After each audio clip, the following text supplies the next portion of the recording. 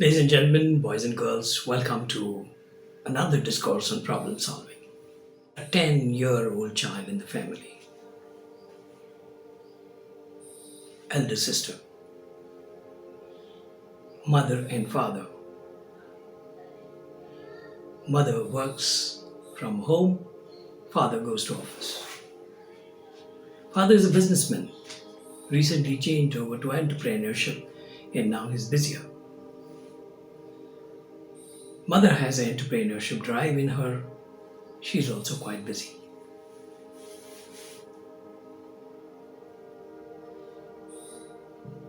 Child is a very average child. In the academics, he's in the last five in the class. In dance, he struggled to get C grade. In debates, he got D grade. In class participation, he got C grade. In languages and literature, he got B grade. The only place where he did pretty well was football. He was a part of the school football team, although he was never in the startup 11. That's the profile. A message comes from school. The child has 8 days of homework pending. Mother says, I'm shocked. What does he do? He doesn't have any indulgences. He's with pen and paper. If at all he does anything, it is with pen and paper. He doesn't have indulgences, no mobile, no television, no phone calls, no chit chat with friends. So you find a solution, you hire a tutor. Tutor is worried about her performance, so she doesn't report everything to the parents. And the relationship is, you're okay, I'm okay. This is the kind of relationship most of the home tutors have with their wards. I'm okay, you are okay. Don't try and look into what is inside, and I will also not try and find out what you're holding.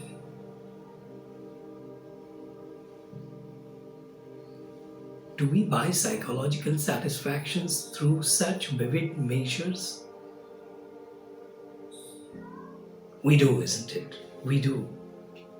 We throw psychological measures. That's another issue. That's for another chapter, another episode in problem solving discussions. So this home tutor now gets the homework done. Homework done means, okay, many times she lends her own hands,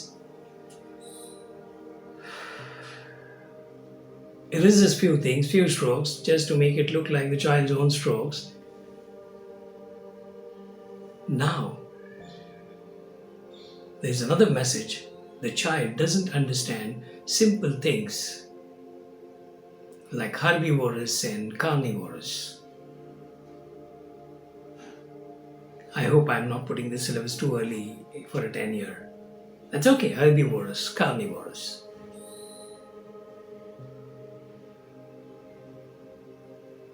Mother first time takes this problem to father. Father decides to spend his precious Sunday hours on tuitioning the child. That was a sprawling time for him, a relaxed time for him, and now he's putting his head down, talking to a 10-year on herbivorous, carnivorous, photosynthesis, neutralization. Oh no, I think I'm a little early in that.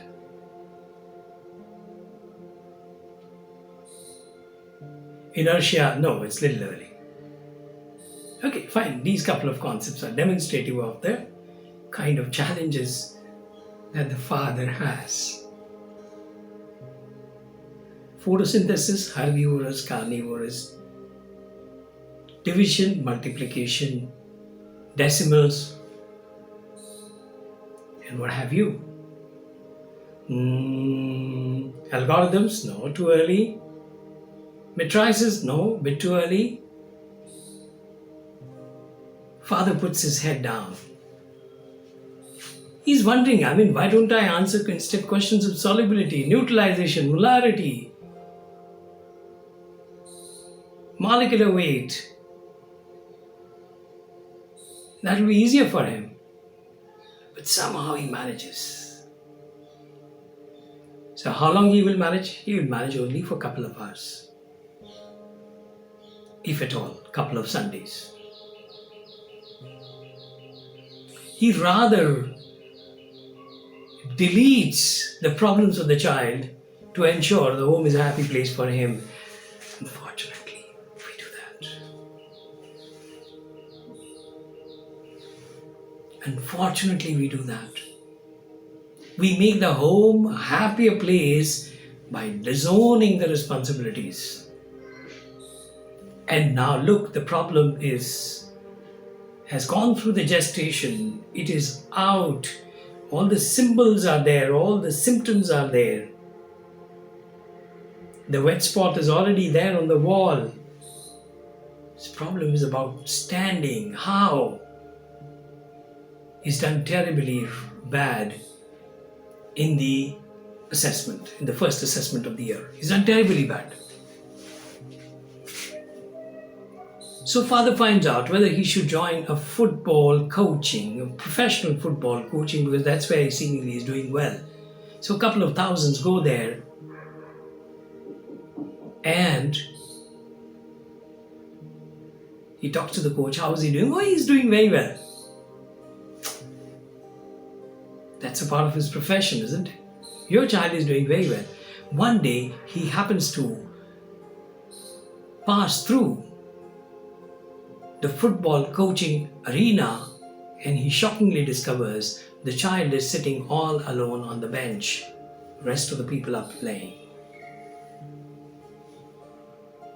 He doesn't know whether to share this with his wife, child's mother, but decides against the wisdom. He says the best way is for me to forget the problems, hope things will be normal sooner than later. The spot is already seen. Now, the fungal activity on the wall. The message has come from school that he has done very badly in terminal examination, and then comes a time when he finds some pretext or the other to skip school.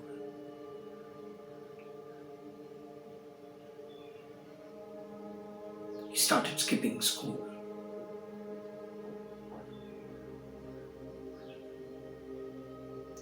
The softer hands of father spares the child. He has that melancholic posture of the child sitting on the bench during the football coaching on a sprightly evening day when everybody was giggling, everybody was putting their might, everybody was running left and right, tackling the ball, running with the ball. This child was sitting out on the bench, and the football coach had no daring to share this with his client, the father. How can I embarrass the father? By saying, your child doesn't have the energy to play football. Energy, he procreates a formula for energy. So he buys a lot of energy foods. And every time the child is pushed into energy food, he decides to skip. He decides to skip the dining area. Refrigerators he's off from. Because Either the mother or the father will tell him, why don't you have this? Why don't you have this? Etc. etc.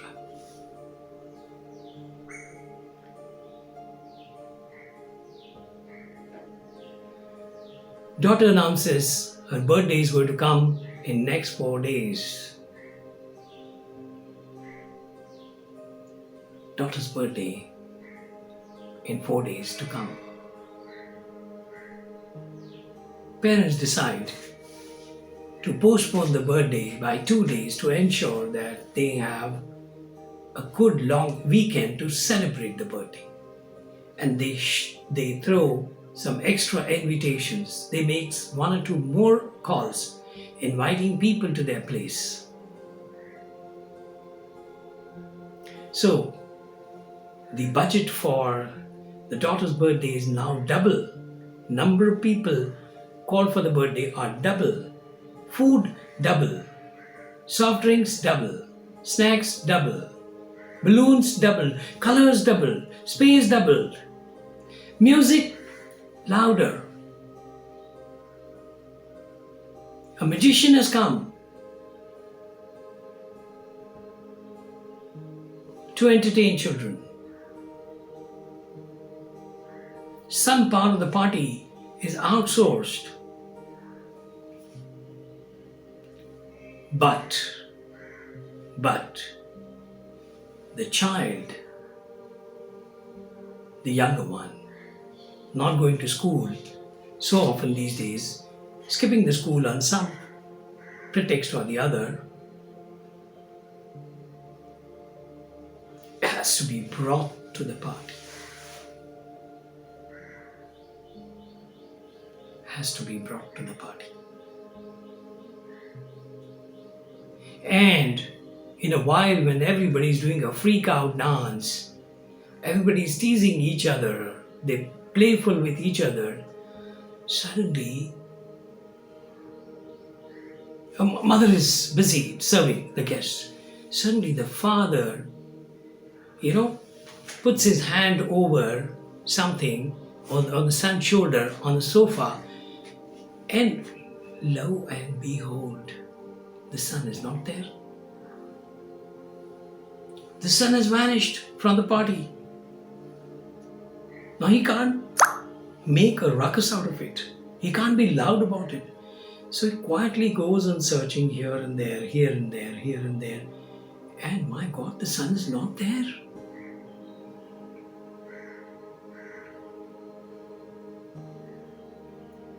He whispers to wife, tells, I've searched for him everywhere. The door is closed. Now, since there are a lot of ladies in the kitchen area, the father could not go. The mother goes the other side of the kitchen, and in the dry balcony, this child is hanging his head on the railing, putting his head on the railing and looking nowhere.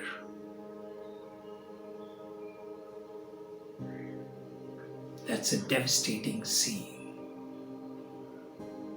That's a shock wave. That is the electric part of the wet wall. The electrical leakage of the wet wall. Somebody can just get stuck there. That is that stage.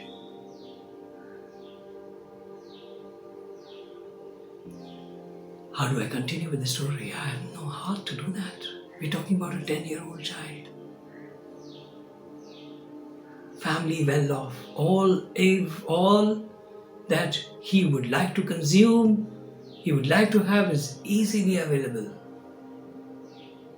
Mother earns a couple of lakhs from the business. Father is well employed. He was well employed. Now he's an entrepreneur. No limits on finances. He can afford so many tuitions, so many services. He can buy a big pram and take this 10-year in the garden. He can do that. Maybe a electric motor driven pram. He can do that. But that way he'll be only choosing false solutions. I don't know how to complete this story. The dramatist in me has a responsibility to complete the story, to put this to some climax. But the father in me, the parent in me, the teacher in me is already in love with this child because of loneliness. How do I put him to another? How do I put this character? How do I put this character in another? In another? How do I put this character in another dark spot?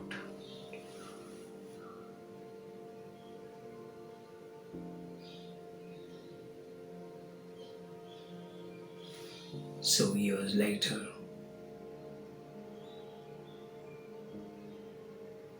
the father and mother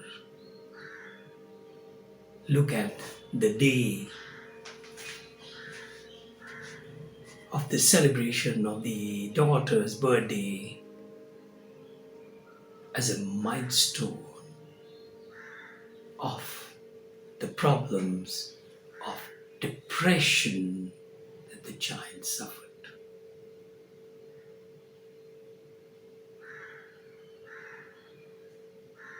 They're all fateful happenings. Problems of depression are like problems of cancer. We don't know what hit you. Anything under the sun and over the moon and over the sun too, including the sun, can cause cancer. We have no solution for that. But in the context of problem solving, we are now for sure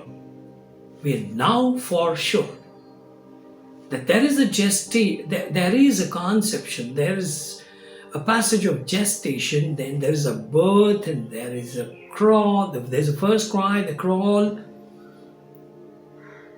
the stand up, the run, the play of problems.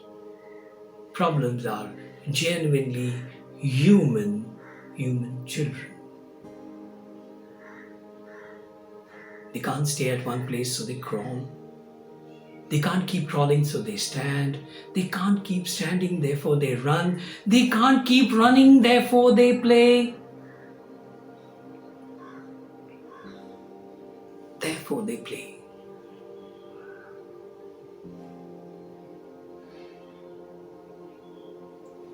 We can only be watchful of these problems.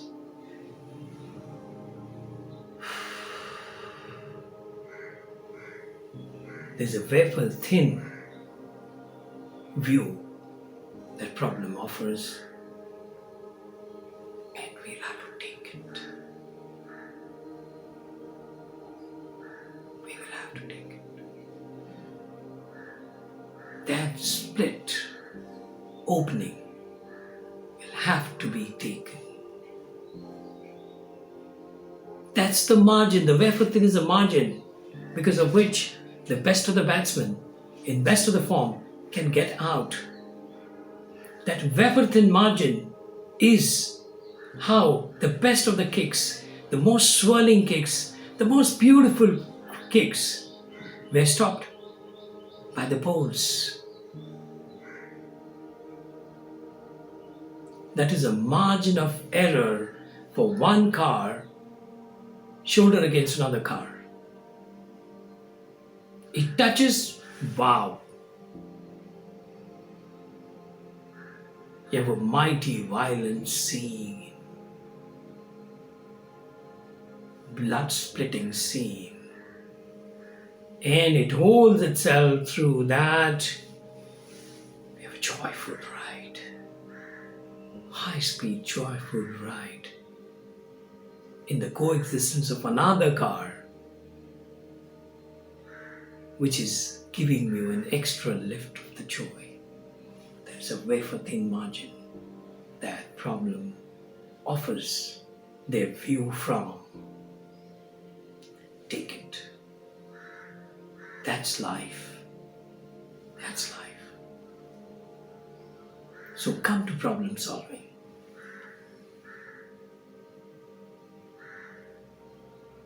come to life.